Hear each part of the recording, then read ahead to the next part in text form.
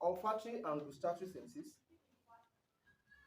the child is given a key to his smelling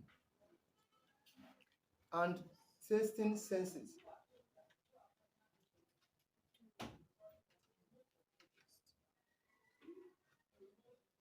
Although not all tastes and smells are given to this child during this exercise, but the child does his work to distinguish one smell from another or one taste from another.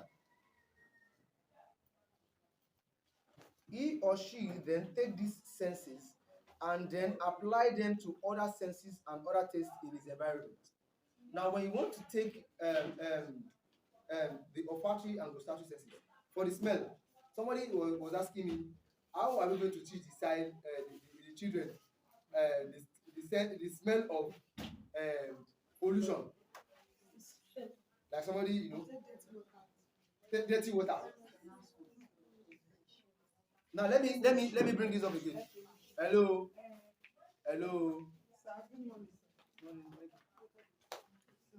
I said somebody asked the question that how do we teach children how to know the smell of the pollution? Like when somebody polluted the class.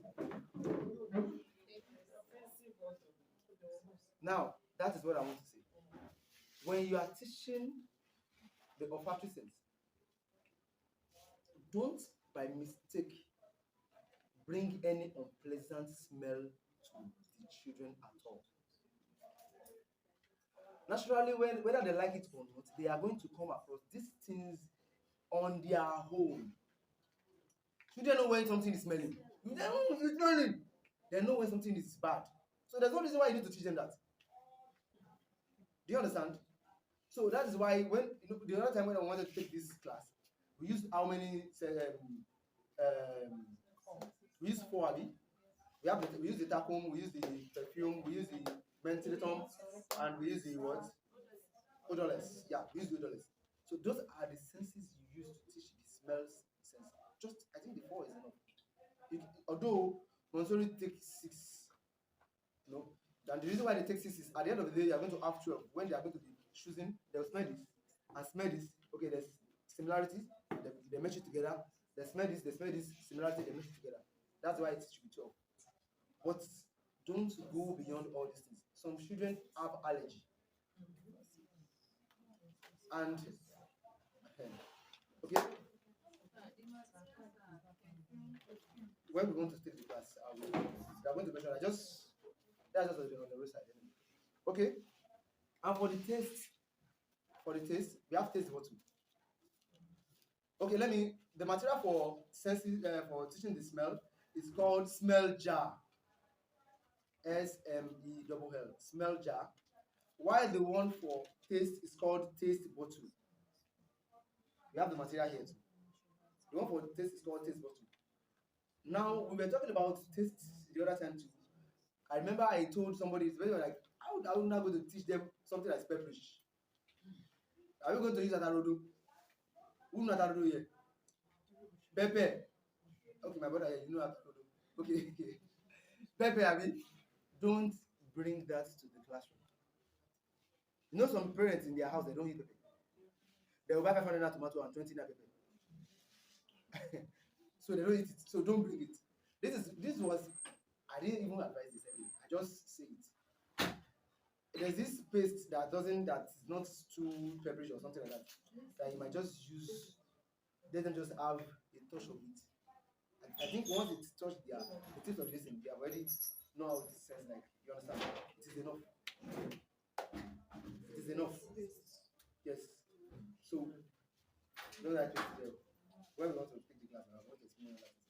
All right, that's under olfactory and gustatory senses. Okay. Now, which other thing do we have? We have the stereognostic sense.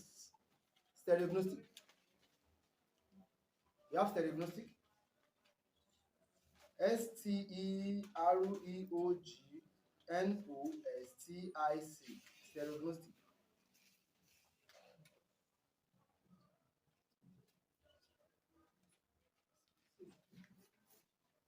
Stereographic senses. Okay.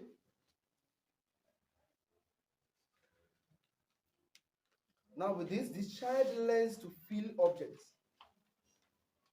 The child learns to feel objects and make recognition based on what he feels.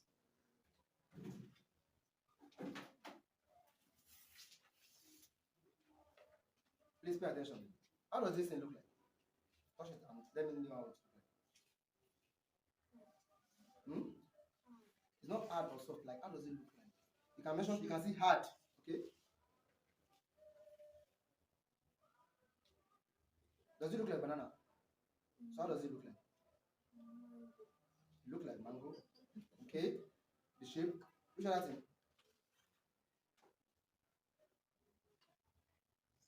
How does it look like?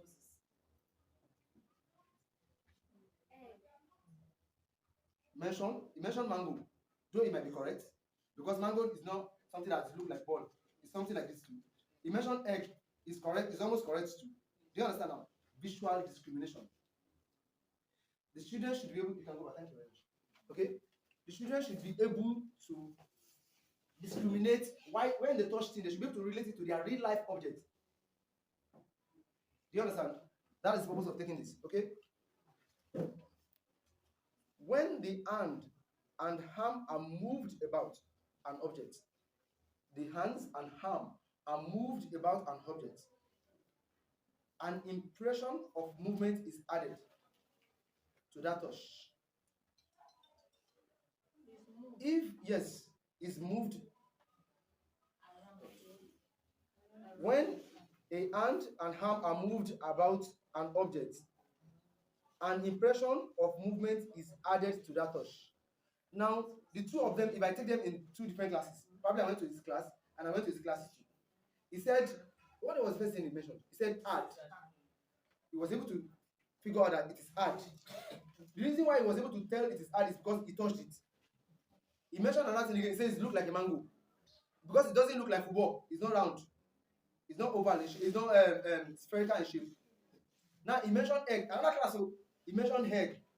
Based on what they are able to feel, they will be able to relate it to their real life objects. If I ask them to keep mentioning things, they are going to mention things, a lot of things that are related to this thing. Do you understand? Okay. Now, when the object is moved, let's no, you get the material. You get the material. This, I think, this should be in the material. Such an impression is attributed to its. Hello. Such an impression. When the arms and hands are moved together. I didn't mention together. Of movement is added. An impression of movement. An impression of movement based on what they move, the way their hand moves, is added to that touch. It's not about what they see again, it's about what they are touching now. If I'm to blindfold the two of them now, he will surely mention, he won't mention mango, he will surely mention egg. If he was blindfolded, it's because he's looking at the shape. Because when he's blindfolded, is their hand that is going to be used, is going to use to feel how the object looks like. Do you understand? Okay. Now, such an impression is attributed to a special sixth senses, which is also called muscular sense, and which permit many impressions to be stored in the muscular memory. Now, we should recall movements that have been made.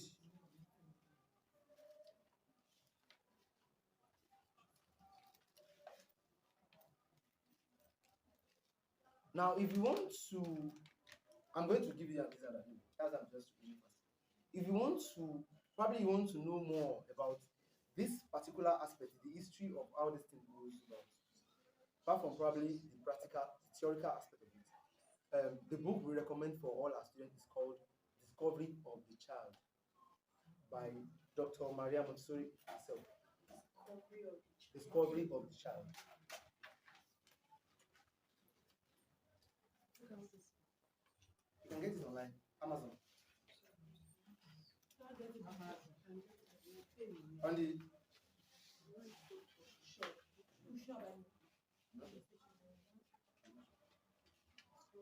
it's not books that people you have not buy into that Montessori fully in Nigeria until we have up to 80% of schools that operate Montessori in Nigeria.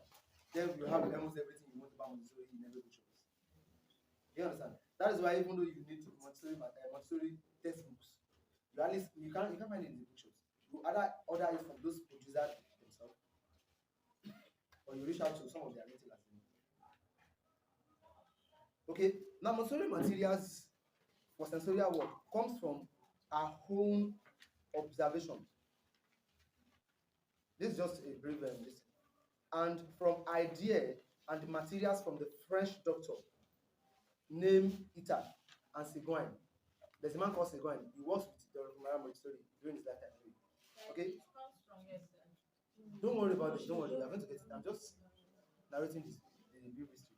Now, unlike the materials used for practical life, I told you practical life, most of practical life materials are materials that you can improvise yourself. Like almost 80% of it are materials you can do. You go to the market and get them yourself. Because the word practical life is something we do every day. Practical life, daily activities. So all right. Unlike the materials used for practical life, these materials has either never been seen or never been used by the child in his or her everyday life. Because child doesn't use geometry solid. They don't use geometry cabinet. They don't use sound jar. All of the material we have mentioned so far, they don't use them. Have I mentioned the material for Musashi? Stereognostic. No. Oh my goodness. I just remember when I mentioned geometry. Okay, the materials under stereognostics are number one. We have the geometry solid. This is geometry solid. Do you remember I mentioned geometry cabinet the other time? Do you remember? Yes. That's under what? Under visual. Thank you very much. Visual discrimination. This is the solid. What is this? Ah. Thank you very much. Okay, the flat is called what? The flat is what? Square. This is what? Cuboid. The flat is what? So that you can see that we have the 3D, we have the flat. The 3D is called geometry solid, while the flats are called geometry cabinets. They are under geometry cabinets. You understand? And we see how the metal set. You see, I think she used this to take you. Yes. They still fall under some of the shapes too, under geometry.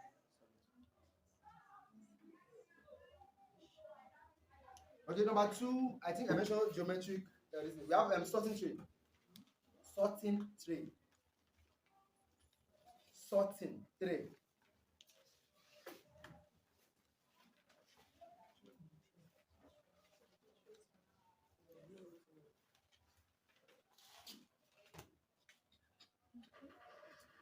Okay,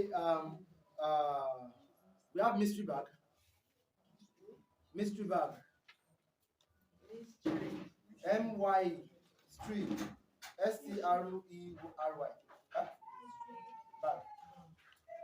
Mystery bag is the bag that you are going to put objects in the bag. Blindfold the child. The child is going to dip his or her hand in the bag, and you are going to ask the child, what are you touching? What can you feel from what you are touching? So the child is feeling banana. The child is saying, I'm feeling banana. Can you bring it out? Let's see. He's going to bring it out, and if it's banana, then the child is right. Do you understand? That's what they call it, mystery. Mystery. He dips his hand there. He is the one that will be able to tell what his hand is touching. He brings it out. You are going to see if it's right or not. That's the mystery. That's what they call it, mystery bag. Okay. We have sandpaper glue.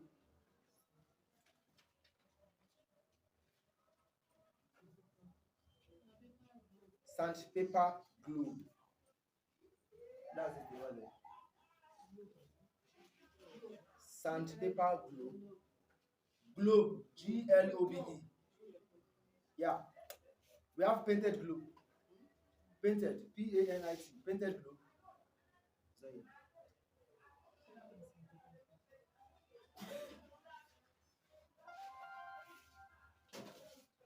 We have puzzle map. It's there with them over there. They are using it to take their geography class. Puzzle map.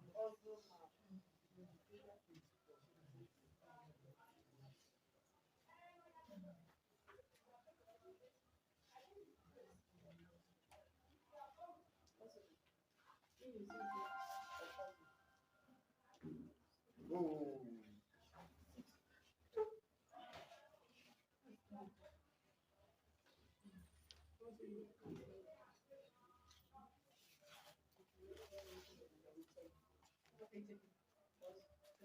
that's all.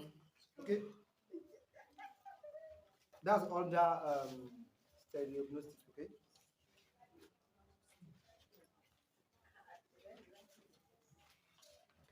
Now, in presenting the material to the child in this way, it allows him to fully understand the concept of work. Now, one of the things we adults always make mistake of is we believe when children play, we believe play is just play. But do you know that to children, play is work? WORK, RK, sorry, not CK. Play is work. That is why when they finish playing, they will look tired. Somebody will, after playing, somebody will do this. Because to them, it is not just play, it is what? It is work. Because from play, they learn so many things. Children learn through play.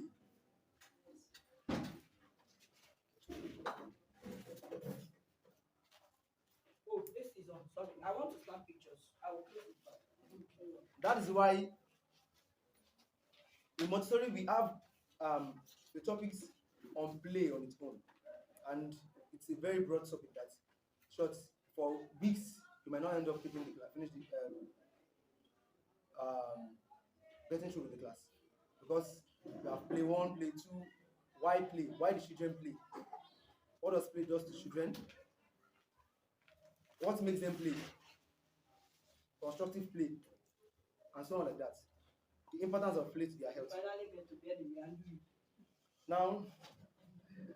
Now, all of these materials isolate the one quality that is to be worked with by one child.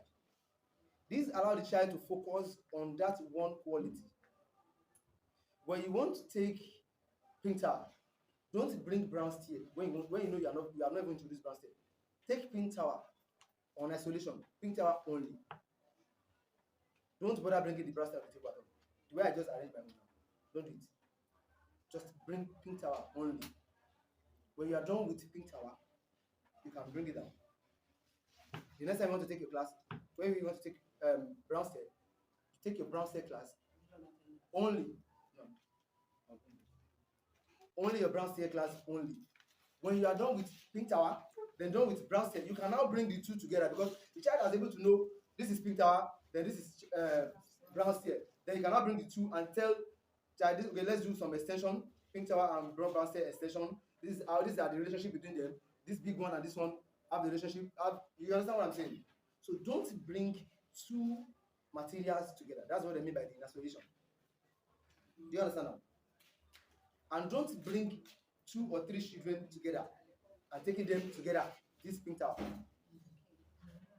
Yes, I told you that the other time. When they want to present, Even when you are taking them, like you want to present, you can bring them to your front and take them the distance. When you want to, probably you want to have a child behind you. You are having one on your right, you are having another one on your left to be presenting. Even though you have 10 of this pink tower, only one is enough to present in the class. Do you understand? What does this teach the children? It teaches them resilience. It teaches them to take turns. Because they are going to know that after this person, I'm the next. One of the reasons why most of these adults of today doesn't give themselves time. Everybody wants to reach the destination fast. On the ATM queue, you want to look for a shortcut to reach the front. It's because we are not being, none of us are patient at all. we are not done step. You know, this I've mentioned are things that you are going to, you know that these are the aims and objectives behind this material.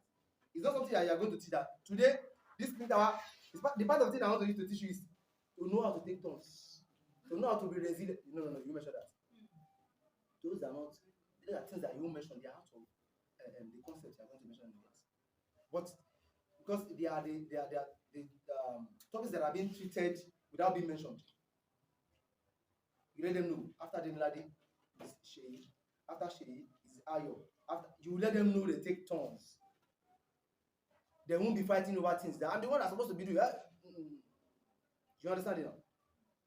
So another thing again is that all of these materials have is what is called a control of error.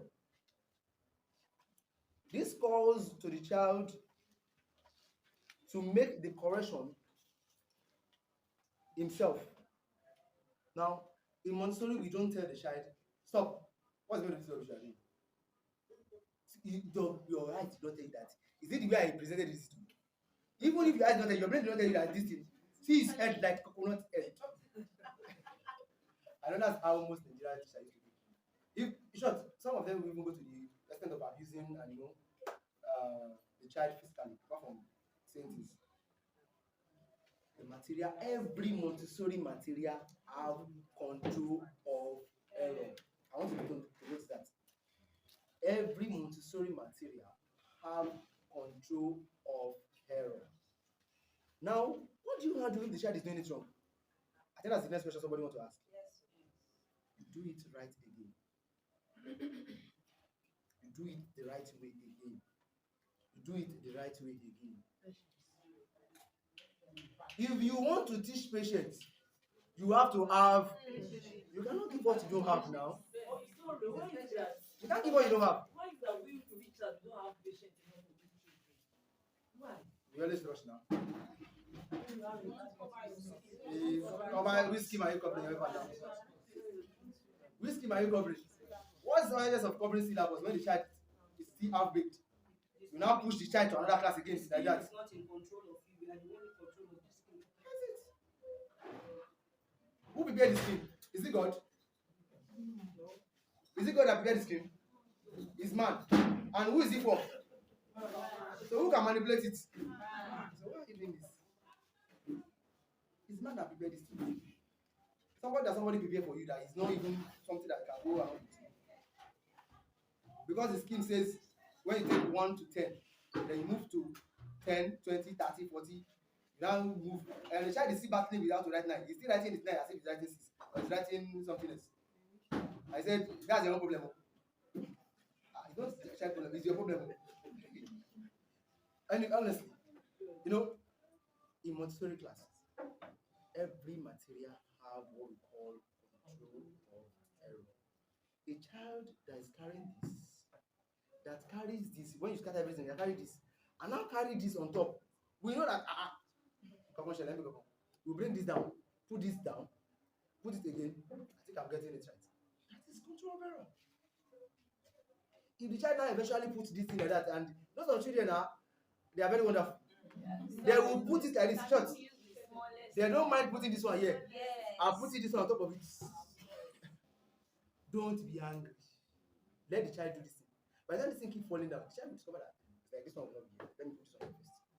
And you just scatter and arrange it like that. Now tell the child that, oh, you tried, but let me arrange it again for you. You pick, you arrange again. Let the child know there is the way you arrange it. When you are picking, you pick, you arrange, and you let the child see how the thing has fallen into sequential. Do you understand now? They ask the child to arrange again. Because the child don't know how to arrange it that day, does not mean the child will never know how to arrange it again. You will never know anything like that. This one thing you cannot arrange just to put them on top of each other like this. Bam, bam, bam, bam, bam, bam. See your mates. Don't compare any child to one another. I think most teachers don't that. Don't do this. It kills the child's self-esteem. It gives them low self-esteem. Some children we don't learn the same way. I can be playing music in this thing. Loud though. Sometimes she always abuses me. She'll be something that you hope that I'll be playing music and I'll be listening to I'll read it. So most of the time these days, if I want to read, I will convert it to audiobook. The thing will be reading it for me. And that was she was like, "Kini, oh don't boy." Only there's one book that I was supposed to finish reading. I converted it to audiobook. That's And I was going up and down with the phone, and I was listening to it, and I was that visible because she was like, the way we learn is different. If somebody tried that in there, die. Do you understand now? So we don't learn in the same way. You as an educator, you are the one that is going to know how your children are going to learn that. Okay, she doesn't learn this way. That is why you are being taught to the senses. A child that anytime you explain things, you say it, you will not know it. If you like use it to sing something, you will not know it. Somebody like that before. Let me just tell a story. Some years back, I think I was like this young one. I love football. Sure, I still love football now. So anytime they send me on an errand, before I get to the destination, two things will happen. Either I lost the money or I forgot what I said. So this is what I used to do back then. Because they gave me the name. All these places they gave. I will now use it to recite a poem. And most of the time, I was with my mom and my brother. And I used to sing Rice in Nigeria, till I reach the place I'm going. If you should call me on the road and play with me now, I'll forget the Rice in Nigeria. I used to sing till I will get to the place. If I want to collection, I will not put Matuba changes. I'll put it there. Rice in Nigeria, Matuba changes. Till, when you get to a point, I started getting conscious of things like, why do I have to say this? Because when I get to the place, I already know me. Rice in Nigeria, they start calling me that name. In the place I want to go by road, they call me Oro. So they call me names in those places. So anytime I'm going on an errand, if you like, call me this morning. Until I get to that place, I will not answer you. Yet I get to the point that, it's not somebody that taught me. I started getting conscious of things. That's why these children, when you see, there are things that when they get to a particular bridge, they'll just be wondering that, this boy, no. When this boy was in primary 2, he can almost come on 80 art. You don't know it. But me, mind you, 80 is not art, please. Art is art. Okay? Alright. But when the child probably gets to the other class or something like that, because you didn't relent, you understand? Because you didn't relent, you keep putting in more, putting in. You just see that the child just come out like a wildfire, he's now topping the class. Sometimes you have to call the parent. Are you giving this child an extra lesson? You're not giving him, short. Even me and the father, we are tired of the matter. We just discovered that maturity started coming in. The child started gaining conscious of things in his or her environment and started making corrections to things. You understand? So that's about that. Okay.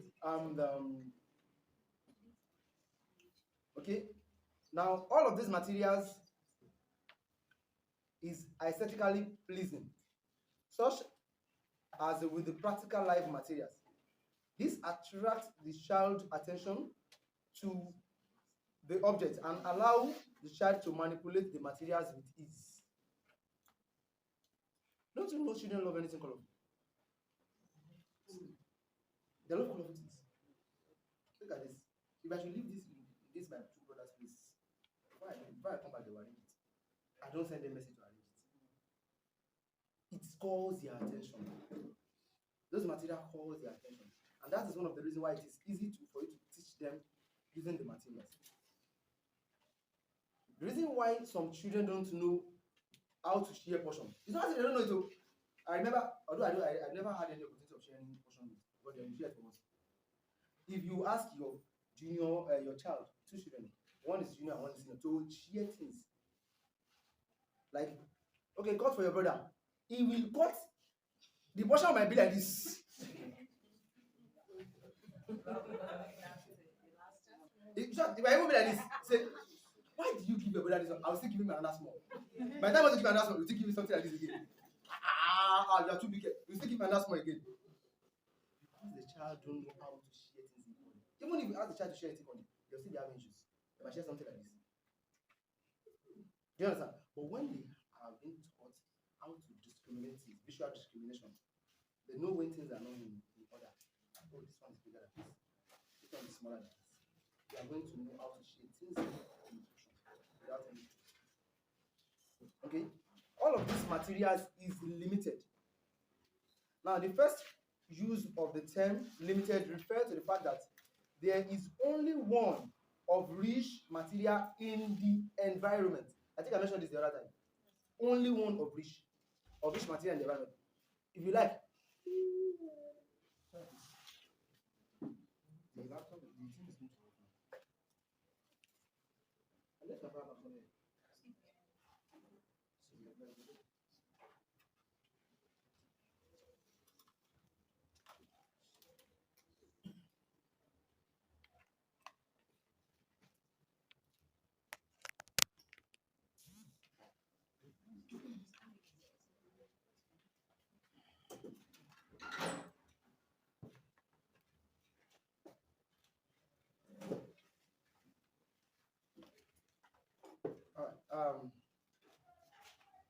Okay. If you even though you have 10 of data or whatever you have in your school, one is enough to take the class. I told you the purpose of using one material to take a class at a time. It teaches resilience. It teaches what again? Taking turns, patience.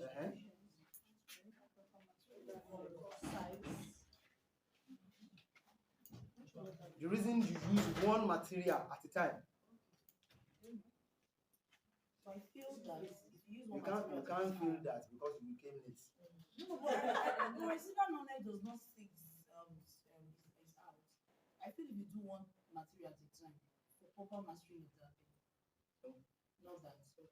To avoid confusion, because the children will be distracted if they are seeing two materials. Even though you have two of this. Eye contact. Okay. Self isolation. Let children know how to take turns. Okay. I mentioned that earlier. Let children learn how to take turns. Now, one of the mistakes we always make as an educator is we want to give it to them once and for all. Let me just take this children. What have you have yourself? Knowledge of okay. Give it to everybody once and for all. Do you understand? Yes. Okay. Submit your book.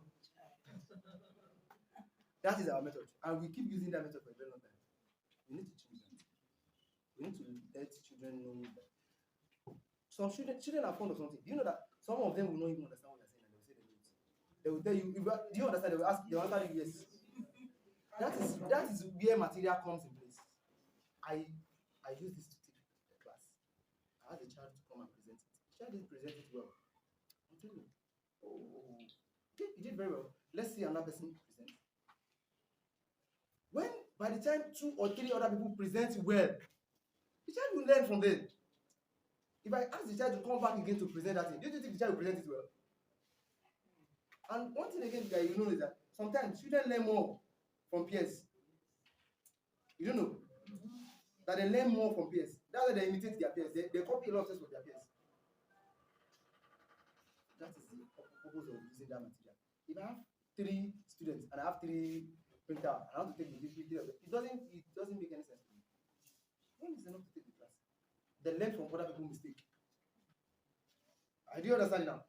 They learn from other people's mistake. You're teaching them live. Remember, the purpose of using Montessori method is to create an independent child, a total child, not only independent child, a total child, a globally accepted child, not the child that is going to be fighting conductor because of 15 naira. Why do you have to fight conductor because of 15 naira? Me too, I have crazy as I am. Is it because I'm putting on shirts? I will off 4 buttons. Nah, you know that I'm not. You don't need to do that because of 15 naira. Guy, you are not giving my change. Okay, no problem. If you know you can spare that 50 naira. Even though you can't spare it, just manage to spare it. Because if you and the guy start dragging and the guy threw you up and put you down, the money you are going to spend and the shame and everything, you got 50 naira, you know.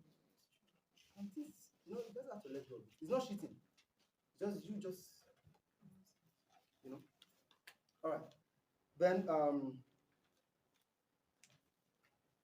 okay, this gives the child the key to the information, so it piques his curiosity and leads him to learn more out of his own interest. Most importantly, all of these materials could be called materialized abstraction, because in Montessori classroom we don't teach in abstract.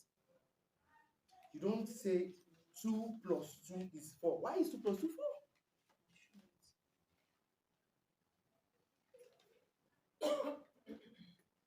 You don't say this is 2. What is this, everybody? Ah, that's okay. Why is it 2? Please, why is everybody not okay? What is it, everybody, please? This is number 2. Symbol of 2. What is this? 1. 1, 2. This is 2. This can be 2 in Chinko. So if you tell the child that this is 2, what will you tell the child that this is? Do you understand now? What do you want to say? Remember, you are teaching, you are creating, you are building a total child, a globally accepted child. You said that anywhere he goes to, you'll be able to relate with the environment. Do you understand what I'm trying to say? So that's it. Okay, we have round it up.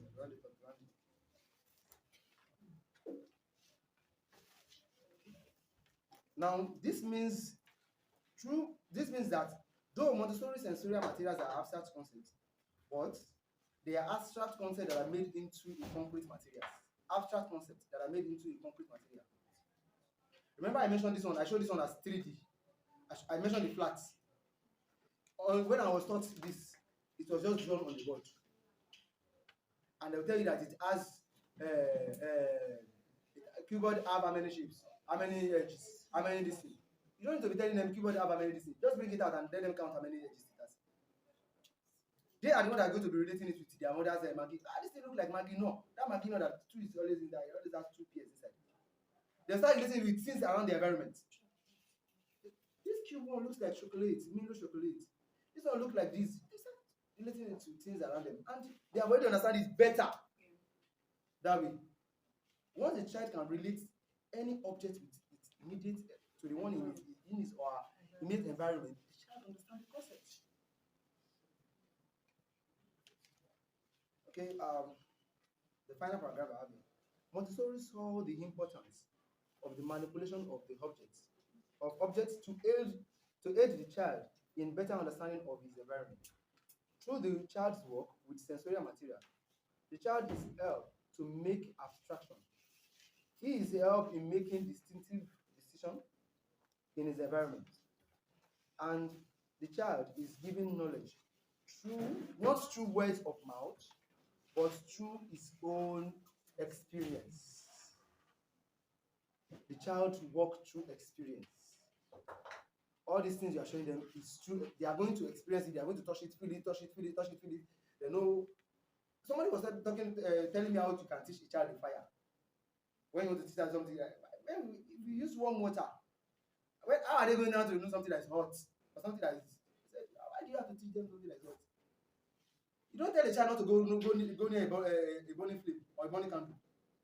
But tell the child, don't go there. The child will crawl there. You drag the child back. Don't go. If you drag, you crawl. You drag the child back. You thought that just look at the child. Let the child just touch the fire once. By the time the candle was drop on the child's hand, listen being taught well. Just make sure you are there to guide. That's all. Because if you keep being helicopter mother, no. Okay, no. One day the child is going to be his or her own, and you won't know what is right. The reason why most children are doing things that are even wrong in the environment is because the parents are not being deliberate about teaching them what is right. Most things we always believe.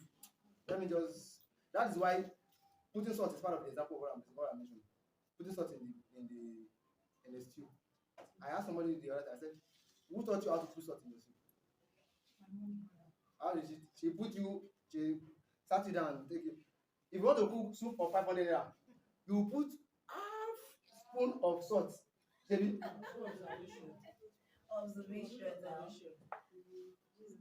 Somebody says, try and error. So you cook one thing that will be salty, and now one thing will be okay.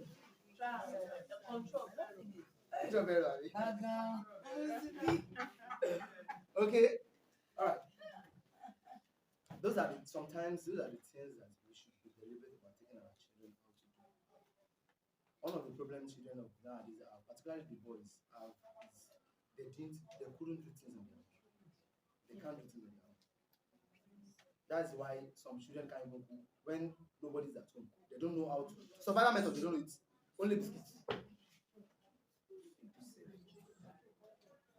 We have to implement it. And one of the major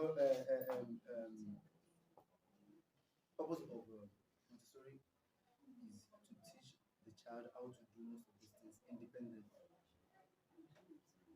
And one thing I love children for, out of their curiosity and their innocence, anytime you want to do things for them and they know how to do it, what do you hear from them? Give me a loan. I can do it myself. Even if he's still going to wear right on the left and left on the right, you still tell you I can do it. Let them try. Let them give a try. Let them give a try. And let the school, by the aid of some of the materials we use in the classroom, it's going to help the child to build. We have under practical life, we have dressing frame, we have this, we have a lot of things that can help the child to become an independent person.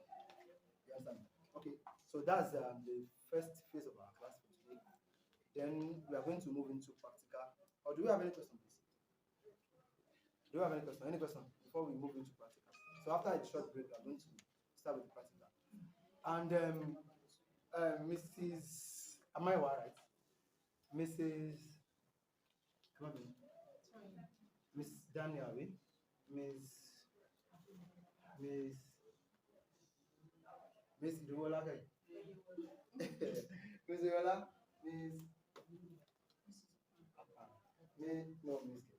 Mrs. What's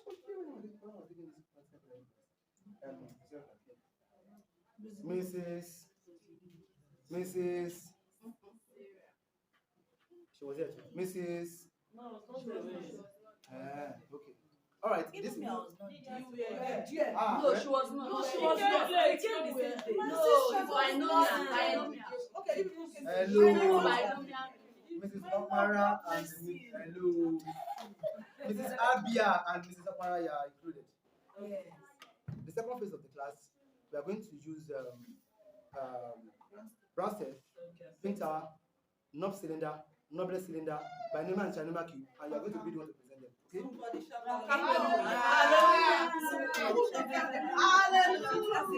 All of them are doing that. Okay, so we are going to. All right. So let's have a short break, please.